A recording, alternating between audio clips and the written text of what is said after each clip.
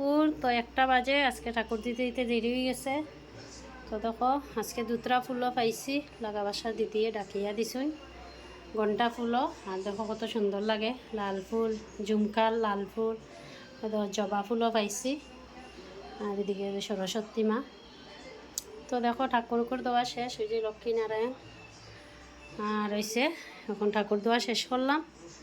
তো আজকে ঠাকুর দিতে দেরি হয়ে গেছে, রান্না বাড়া করিয়া তারা খাওয়া দাওয়া করাইয়া তারপরে গরুর মুছিয়া ঠাকুর দিলাম।